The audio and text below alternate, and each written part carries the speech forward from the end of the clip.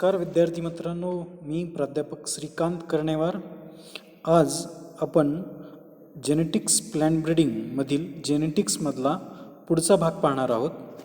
यापूर्वी आपण पाहिले सेलची ऑर्गनेल्स, फॉर एक्झाम्पल न्यूक्लियस असेल, क्रोमोझोम असेल, मायटोकॉन्ड्रिया असेल.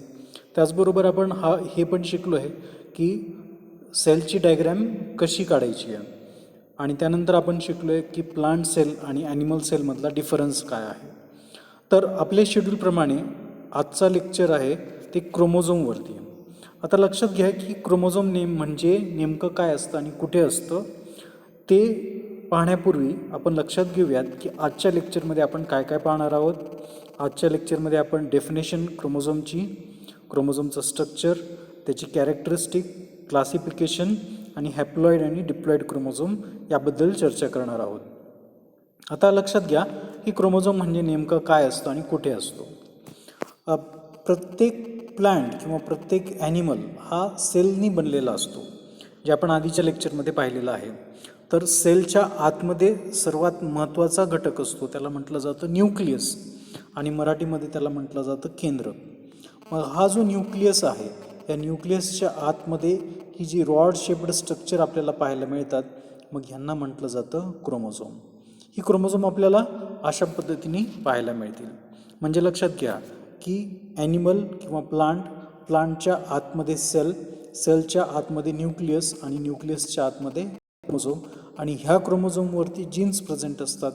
आणि मग ही जीन्स ठरवतात की त्या वनस्पतींनी किंवा त्या प्राण्यांनी कोणतं कार्य कशाप्रमाणे किती प्रमाणामध्ये करायचं आहे. आता ह्याचा आपण इतिहास जर पाहिला तर ह्या ठिकाणी आपल्याला ही दोन शास्त्रज्ञ दिसतील. या पहिल्या शास्त्रज्ञांचं नाव आहे स्ट्रासबर्गर आणि ह्या दुसऱ्या शास्त्रज्ञांचं नाव आहे वाल्डेयर.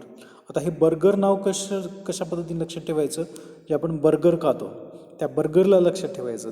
म्हणजे हा जो क्रोमोझोम आहे त्याचा सगळ्यात पहिल्यांदा अभ्यास कोणी केला होता, तर तो ह्या स्ट्रासबर्गर नावाच्या सायंटिस्टने. आता हू कॉइनड द टर्म वाल्डेयर, म्हणजे हा क्रोमोझोम हा जो शब्द आहे तो कोणी निर्माण केला, तर तो निर्माण केलेला होता वाल्डेयरनी 1888मध्ये.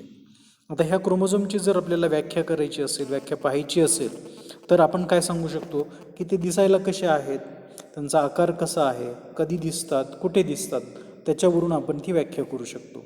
म्हणजे ही जी क्रोमोझोम्स आहेत ही दिसायला कशी आहेत, डार्क आहेत. त्यांचा कलर कसा आहे, डार्क आहे. त्यांचा फिजिकल ॲपिरियन्स कसा आहे, रॉड शेप्ड आहेत. रॉड शेप्ड म्हणजे रॉडसारखे दिसणारे.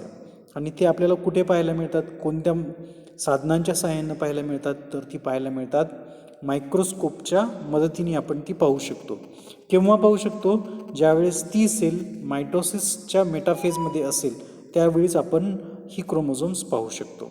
म्हणजे ही क्रोमोझोमची व्याख्या काय होईल, क्रोमोझोम दिसायला त्यांचा रंग कसा आहे, आकार कसा आहे, कशाने पाहिलं जातं, कुठे पाहिलं जातं. तर what could be the definition of this chromosome, the darkly stained rod shaped bodies visible under the light microscope in a cell during metaphase stage of mitosis are referred to as chromosome. म्हणजे chromosome कशी आहेत, darkly stained आहेत, rod shaped आहेत, मायक्रोस्कोपमध्ये पाहू शकतो. केव्हा पाहू शकतो, तर मायटोसिसच्या मेटाफेजमध्ये आपण पाहू शकतो.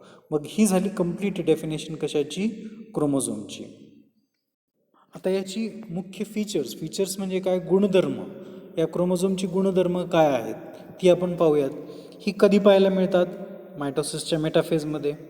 त्या क्रोमोझोम्सवरती काय असतं, तर त्या क्रोमोझोम्सवरती जीन्स असतात. म्हणजे it bears genes in a linear fashion and thus responsible for heredity. म्हणजे जी अनुवंशिकता आहे, आईवडिलांसारखी मुलं दिसतात त्यांना म्हणतो आपण अनुवंशिकता. म्हणजे मुळामध्ये आईवडिलांना मुलांमध्ये कोणती गोष्ट आलेली असते, तर ती काय, तर त्या गोष्टी कोणत्या असतात, त्या फक्त आणि फक्त क्रोमोझोम.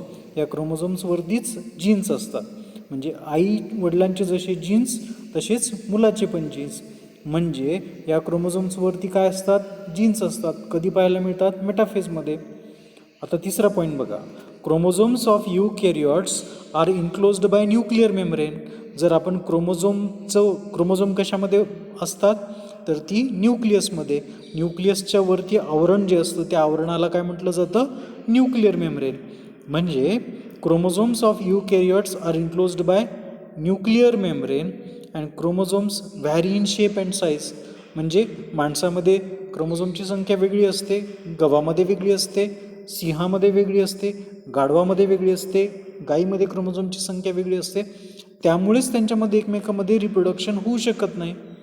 म्हणजे chromosomes vary in size and shape in different animals. It have self duplication, segregation and mutation. म्हणजे त्यांना स्वतः मल्टिप्लाय करण्यासाठी, सेग्रिगेट म्हणजे काय की एका जनरेशनपासून दुसऱ्या जनरेशनपर्यंत जाणं, आणि म्युटेट म्हणजे थोडाफार बदल होणं, ही याची गुणधर्म आहेत.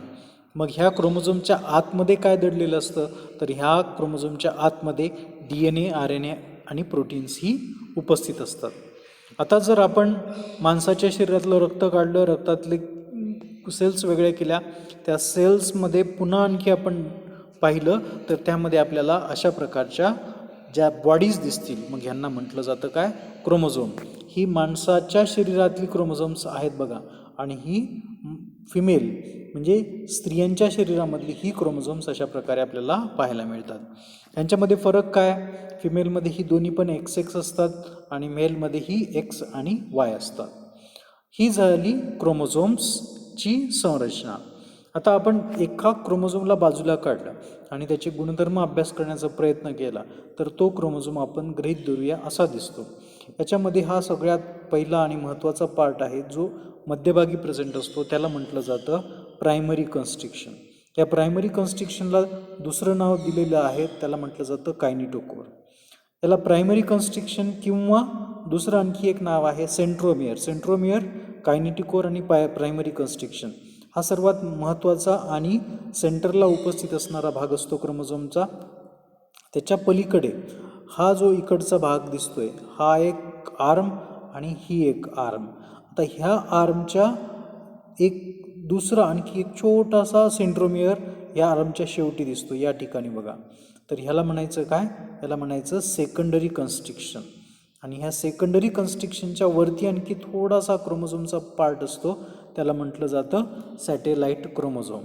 आता काय असतं की आपल्या ह्या क्रोमोझोमचा शेवटचा भाग, शेवटचं टोक, मग ह्या जे शेवटचं टोक असतं ना त्या शेवटच्या टोकाला म्हटलं जातं टिलोमेअर.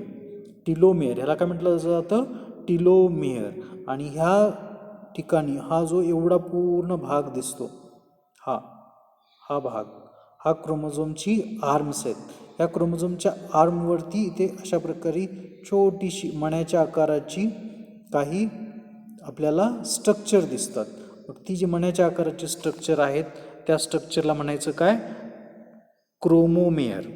ह्या क्रोमोमेअर कुठे असतात, या इथे जी स्पिंडल लाईक स्ट्रक्चर आहेत, ही जी स्पिंडल लाईक स्ट्रक्चर आहेत त्याला म्हणायचं काय, क्रोमोनिमॅटा. आता ही जी स्पिंडल लाईक स्ट्रक्चर आहे त्याला म्हणतो आपण काय, क्रोमोनिमॅटा. आणि ह्याच्यावरती मग अशा प्रकारे छोटे मण्याच्या आकाराची काही स्ट्रक्चर्स प्रेझेंट असतात. म्हणजे हे अशा प्रकारचे स्ट्रक्चर्स प्रेझेंट असतात, तर त्यांना म्हटलं जातं काय, क्रोमोमेअर.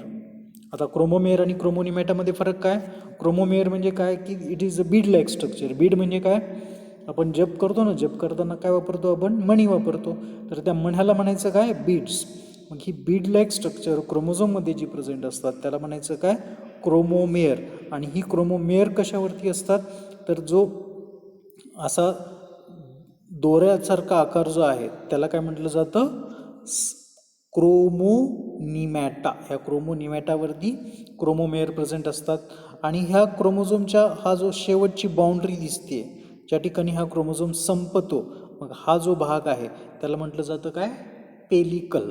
Pellicle it is nothing but the boundary of the chromosome. Now let us discuss about classification of the chromosome. आता पाहिलं काय आपण, क्रोमोझोमची व्याख्या, त्याची कॅरेक्टरिस्टिक्स आणि त्याच्यानंतर त्याचं स्ट्रक्चर. आता पाहूयात आपण क्लासिफिकेशन ऑफ द क्रोमोझोम. क्रोमोझोमचं क्लासिफिकेशन एकूण 7 प्रकारे आपण डिवाईड करू शकतो.